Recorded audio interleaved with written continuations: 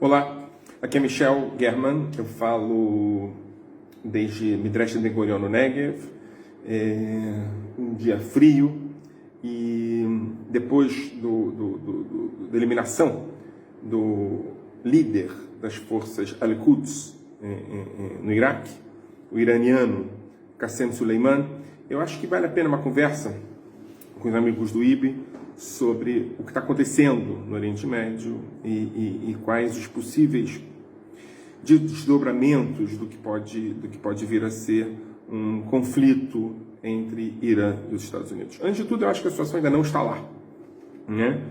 Eu fiquei conversando com alguns colegas e num exercício de imaginação, eu acho que se Eric Hobsbawm tivesse vivo, ele chegaria ao ponto de dizer que ele tinha uma estratégia de chamar os séculos 19 e 20 de séculos longos e século curto, né?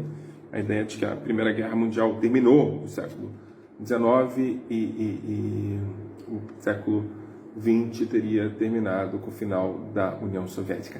Eu acho que se Eric Hobsbawm estivesse escrevendo hoje, ele diria que, em algum sentido, o século 21 começou ontem. Eu acho muito importante o que aconteceu ontem, mas para entender o que aconteceu ontem e o que pode acontecer amanhã, eu queria um pouquinho que a gente desse um salto no que aconteceu anteontem.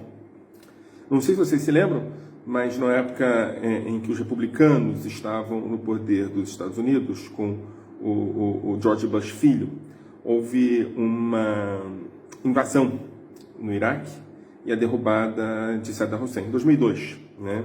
Alguns autores chamam a Segunda Guerra do Iraque de uma continuação da Primeira Guerra do Iraque, a Primeira Guerra do Iraque em 91, onde o George Bush pai não conseguiu tirar do poder Saddam Hussein, e na Segunda Guerra do Iraque, aí sim Saddam Hussein foi derrubado em 2002. Né?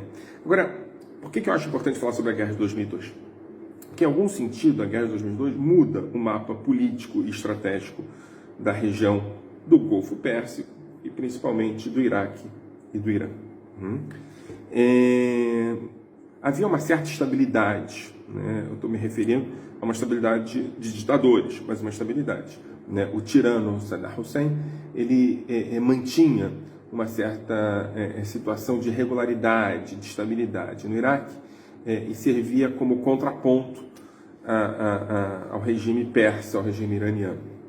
Né? Com a derrubada de Saddam Hussein, o Iraque, que é um país cuja população majoritariamente é xiita, aqui a gente se lembra que tem dois grupos hegemônicos no mundo islâmico, os xiitas e os sunitas, a população iraquiana majoritariamente é xiita, mas era liderada por um tirano sunita, né, que é o Saddam Hussein, o que vai ter um contraponto fundamental, radical, estabelecido com a expansão no mundo persa. Né?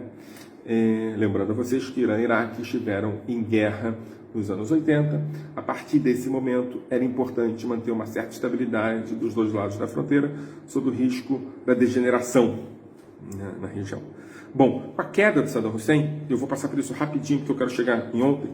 Com a queda de Saddam Hussein, você começa a ter uma instabilidade no Iraque, que é um país importante e grande, e que é um país que pode criar, com a sua estabilidade, um outro momento para o Irã. Né? A população iraniana começa a perceber que o Iraque está em vias de instabilidade e começa a investir, o regime iraniano começa a investir, em algum sentido, no estabelecimento de relações mais pungentes com a população xiita.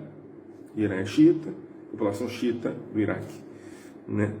Então, de maneira muito interessante, a derrubada do Saddam Hussein fortaleceu o regime iraniano e criou uma relação de continuidade, né, por assim dizer, entre regimes afins, ou pelo menos populações com origem afins. Né? Estou me referindo aqui ao Irã, ao Iraque, população xiita, ao Líbano, que você tem uma população de origem xiita muito forte, principalmente por conta do Hezbollah no sul, e a Síria, que não é xiita, mas tem uma liderança alauíta muito importante, que tem relações pungentes com o regime iraniano. Ou seja, em algum sentido, a derrubada de Saddam Hussein criou uma linha de hegemonia pró-iraniana desde o Golfo Pérsico até o Levante, até a Síria. Os Estados Unidos tinha como intenção transformar o Iraque numa região sob o seu domínio, e o que aconteceu, na verdade, foi que aquela região passou a ser um símbolo da disputa entre as forças políticas do Oriente Médio. Agora, nem tudo está restrito a xiismo e sunismo. Digo isso porque, quando Saddam Hussein sai do poder, Saddam Hussein é uma liderança secular, secularizada, não religiosa. Acaba saindo Saddam Hussein e fortalecendo perspectivas sunitas, cuja origem é a mesma do Saddam Hussein, mas perspectivas sunitas religiosas, cuja referência é completamente distinta de Saddam Hussein. Então, em algum sentido, Saddam Hussein, que seria considerado um inimigo do mundo religioso, cai, e se fortalecem referências sunitas religiosas fundamentalistas, e algumas delas ultrafundamentalistas, né, como o caso do Estado Islâmico. Estou usando a referência de fundamentalismo para resolver um pouco a situação. São os salafitas, não é? Que em algum sentido rompem com o governo da Arábia Saudita, mas que mantêm relação com perspectivas islâmicas nascidas na Arábia Saudita. Bom, o que acontece nessa bagunça toda é que, com o final do regime de Saddam Hussein, você tem uma perspectiva dos Estados Unidos de criação de um Estado profundamente vinculado aos Estados Unidos ou a uma democracia ocidental no Iraque, que podia fazer uma relação com seus aliados, Arábia Saudita, Jordânia, mas que acaba criando um Estado em disputa, não só entre xiitas e sunitas, mas também entre salafitas e seculares. Essa é a realidade do Iraque pós-Guerra 2 dos Estados Unidos no Iraque. Os Estados Unidos criam no Iraque uma relação profunda com a elite política no Iraque, que acaba degenerando também para massacres dentro do Iraque, entre xiitas e sunitas, religiosos e seculares. Ali a gente está falando de um barril de pólvora. Mas no centro do Iraque, no centro de Bagdá, os Estados Unidos cria uma característica que ele faz em países dominados e ocupados pelos Estados Unidos, uma coisa chamada Quarteirão da Linha Verde. Altamente seguro, altamente controlado, uma espécie de representação norte-americana no centro das cidades dominadas. E aqui eu quero falar sobre ontem. Qasem Soleimani é talvez o maior símbolo da Revolução Iraniana no Irã. Estou me referindo à revolução que aconteceu em 1979. Essa revolução de 79 derrubou o regime pró-ocidental do Shah e colocou em seu lugar uma república islâmica. Uma das características importantes dessa república islâmica é a produção de uma nova elite dirigente. Soleimani é um dos revolucionários, depois vai ser um dos grandes veteranos da guerra do Irã-Iraque, um grande herói da guerra.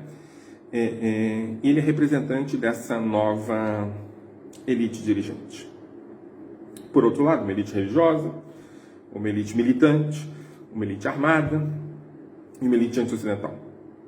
Por outro lado, ele é filho de um trabalhador e acaba ascendendo politicamente por conta dos seus vínculos ideológicos e políticos com a nova elite iraniana.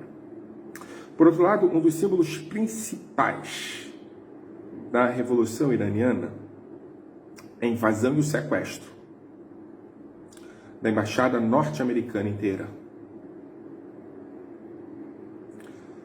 Houve americanos sequestrados e uma transmissão ao vivo da negociação e da invasão.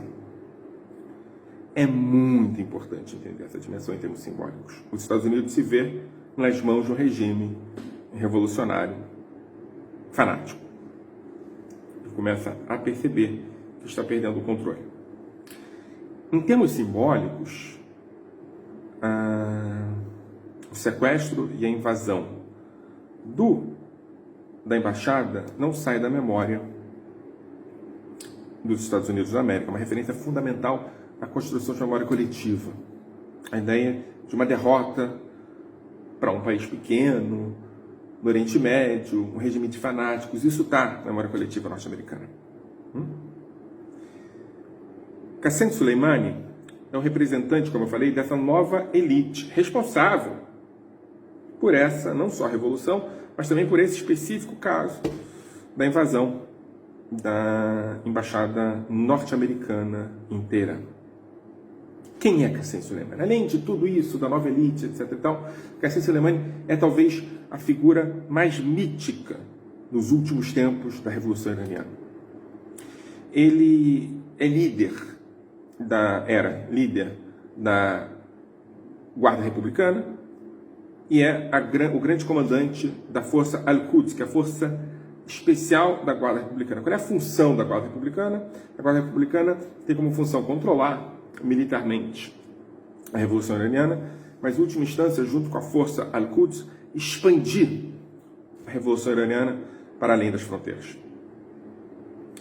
Nesse sentido, quaisquer elementos que a gente tenha para entender a expansão e fortalecimento do Irã nos últimos anos passa pela mão de Qassem Soleimani. Qassem Soleimani é provavelmente responsável pelo atentado à AMIA nos anos 90 na Argentina. Provavelmente é responsável pelo atentado à embaixada israelense também na Argentina. Qassem Soleimani é responsável pela criação de uma série de forças no Oriente Médio vinculadas ao combate a Israel. O Hezbollah virou o que é por causa da perspectiva estratégica de Qassem Soleimani. Qassem Soleimani foi responsável pela Segunda Guerra do Líbano e pela atuação do Hezbollah nessa guerra. Qassem Soleimani é responsável pelo fortalecimento do Hamas e do Jihad Islâmico em Gaza. Para além das questões étnicas, das questões sectárias, sunitas e xiitas, Qassem Soleimani criou uma relação profunda de troca e de colaboração entre os grupos anti-americanos e anti-israelenses. Qassem Soleimani é profundamente vinculado a essa dimensão. Em algum sentido, ele é o arquiteto da nova força de expansão iraniana no Oriente Médio. Qassem Soleimani era um estrategista dos mais importantes. E, para além disso, era uma figura carismática. Qassem Soleimani tinha como característica a ideia de que era um comandante da elite, mas que lutava junto com os seus soldados. Ele era conhecido como o Shahid vivo, o mártir em vida. E é fundamentalmente importante entender que, para além das perspectivas do terrorismo e do combate aos Estados Unidos, ele era uma liderança da Revolução Iraniana. Ele era o número 2. O número 2 da Revolução Iraniana. Depois de Alatoyah, era ele. Foi essa figura que sofreu o atentado ontem. Mas por que cargas d'água os Estados Unidos resolvem ontem, no início do ano, numa manhã ou numa noite de sexta-feira, fazerem um atentado contra o número 2 da Revolução,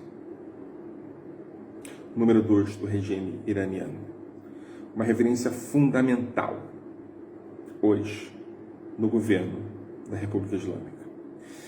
Vocês se lembram quando eu falei que era importante entender a dimensão simbólica da Revolução Iraniana na memória coletiva norte-americana? Pois bem, na semana passada houve uma série de distúrbios na Zona Verde de Bagdá, onde Qassem Soleimani estava, provavelmente organizadas por ele, onde as referências fundamentais foram a invasão da embaixada norte-americana em Bagdá e a manifestação de xiitas frente à embaixada norte-americana, dizendo que os Estados Unidos iria cair. Agora, entendam isso, que em termos simbólicos, isso muda o peso do conflito entre Estados Unidos e Irã. Já não é mais um conflito de medição de forças, já um conflito no campo da dimensão simbólica. Ora, os Estados Unidos percebem que há um fortalecimento da reedição das perspectivas de 79. E claro que isso não foi feito casualmente. Havia algum interesse de Soleimani e do regime iraniano em apontar para essa dimensão simbólica. Conflitos se fazem também a partir das dimensões simbólicas. Mas não é só isso.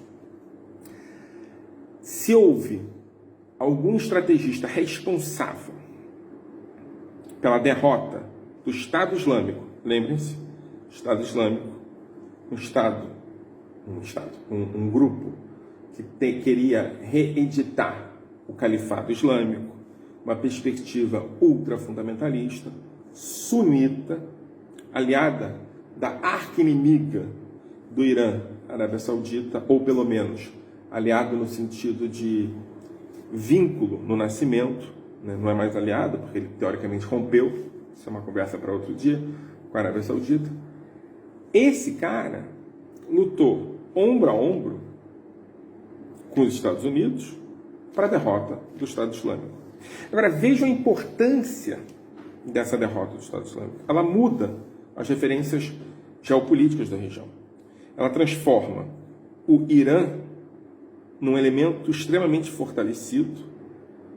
Outras potências, como Rússia e China, se vinculam ao Irã por conta da vitória para salvar o regime sírio. O Irã passa a ser uma potência regional em ascensão. Não é casual que essa potência regional em ascensão passa a ser vista como uma profunda ameaça, não só aos Estados Unidos, mas à Turquia e a Israel.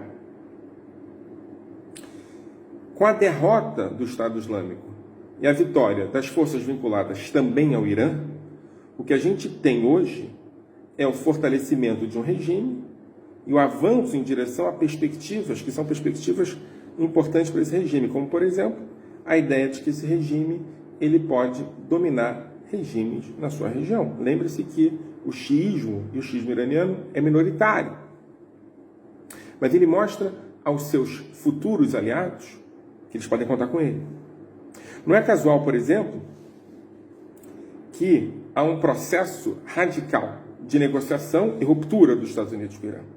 Negociação, 2 semanas atrás, Donald Trump falava em negociar com o Irã, em termos de possibilitar algum tipo de acordo, mas, por outro lado, e paralelo a isso, falava em ruptura, falava em romper o acordo nuclear, que ele efetivamente rompeu, e falava em avanço em direção à dissolução do regime.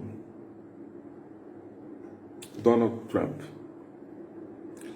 Donald Trump é eleito em 2016 com a seguinte argumentação: que os Estados Unidos têm que se preocupar mais com os seus problemas e menos com os problemas externos. E basicamente é isso que ele faz.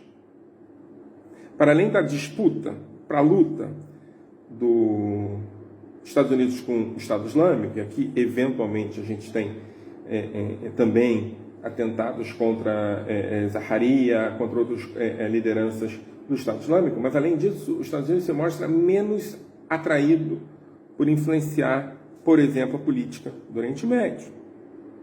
Ele anuncia a retirada das suas tropas da Síria, o que cria reações muito pungentes dos curdos, seus aliados.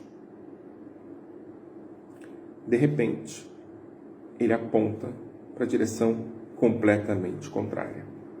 Não só intervenção, mas uma intervenção de ordem que nunca foi feita antes. Os Estados Unidos manda matar o número 2 do regime iraniano. Ou seja, em última instância, isso tem a ver com uma mudança de perspectiva.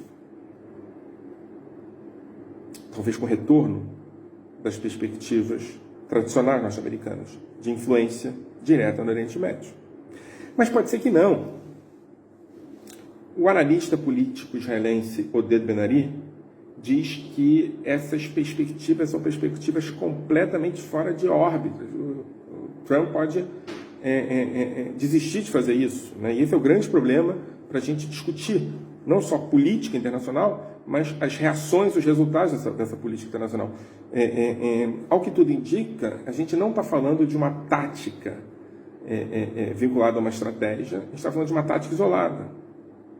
Pode ser que amanhã, tal qual ele fez anteontem, Trump retorne à perspectiva de isolamento norte-americano. Ninguém sabe. Mas as reações já estão dadas.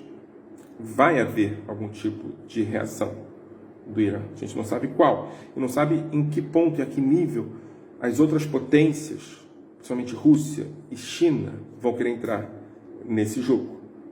Vejam bem.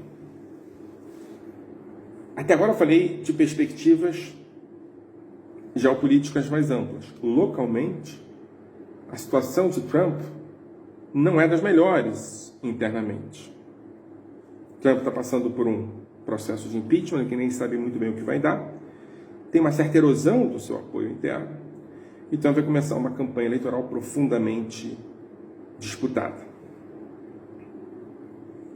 Vinculando as suas perspectivas à intervenção internacional e ao assassinato de um arquiterrorista, de um inimigo profundo de Israel e dos Estados Unidos, como Qassem Soleimani, ele pode se fortalecer internamente.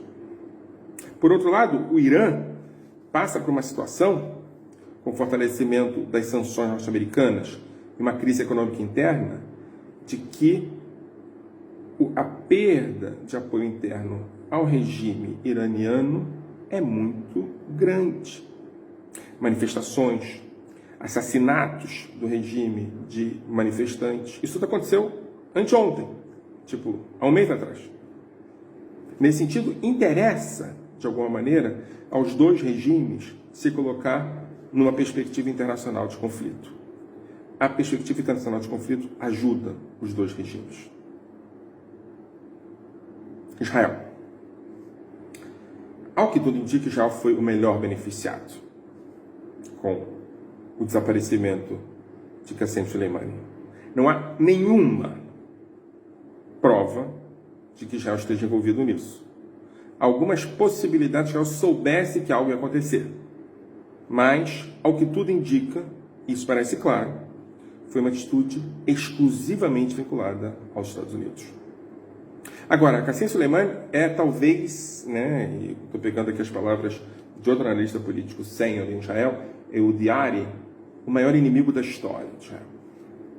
O responsável pelo maior número de mortes de cidadãos israelenses e de judeus fora de Israel, depois da Segunda Guerra Mundial, claro.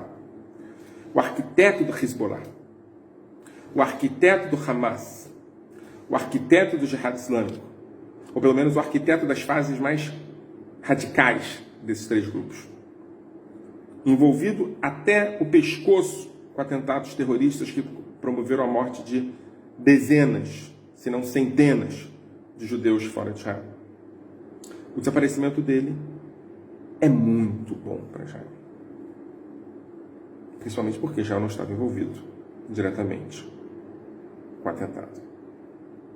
A questão é saber o que isso vai causar internamente em Israel. Também Israel, Bibi Netanyahu, que acabou de pedir imunidade contra o julgamento, está num processo radical de erosão política. A terceira eleição em menos de um ano.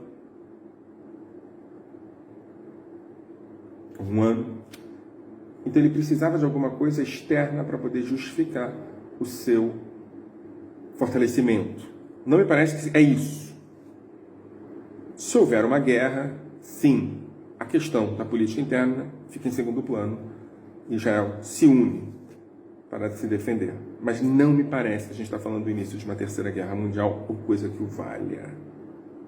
A gente está falando de uma nova fase na política internacional, onde uma potência regional pode ser responsável pelo início de uma nova espécie de guerra fria. A reação pode demorar a chegar. E pode chegar de surpresa. Mas é fundamental entender qual vai ser a posição de China e Rússia nos próximos meses. por enquanto, o regime iraniano lambe as suas feridas, ao mesmo tempo que agradece a intervenção externa para promover a pacificação interna. Shabbat Shalom.